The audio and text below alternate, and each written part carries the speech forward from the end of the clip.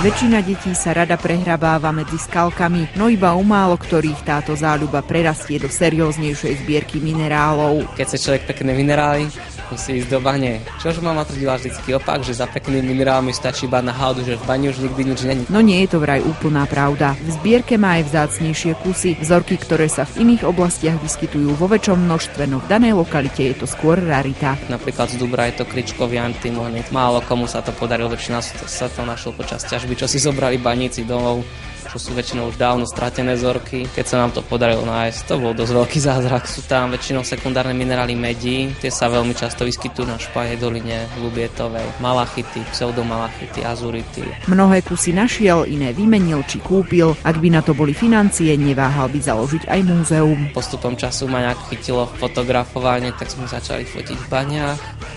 Nejak som sa postupom času dopracoval k banskej technike. K prvej karbitke pribudla druhá a už to išlo. Stále sa používa v tých jaskyniach, lebo dodávajú také živé svetlo. Človek naplní a hoci čo tam naleje už i malinovku, keď už by nemal vodu po ruke. Vydržia svietiť aj 8 hodín. To je celkom taká dobrá lokalita, to sú v každej doline nejaké bane. Sú to väčšinou nejaké prieskumné bane z roku 1750.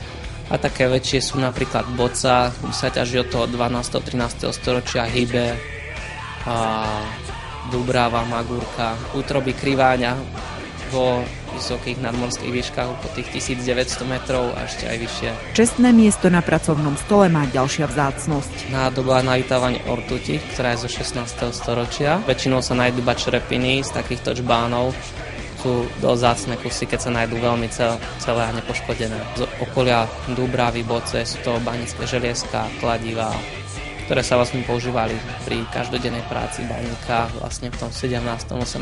storočí. Potom sa už začal používať strelný prach a vlastne toto išlo do úzadia. Kusy zlata vo veľkosti ľudskej hlavy by ste hľadali márne. Väčšinou sú to malé zlatinky okolo tých 1 mm alebo 10 mm, keď človek chodí lyžovať.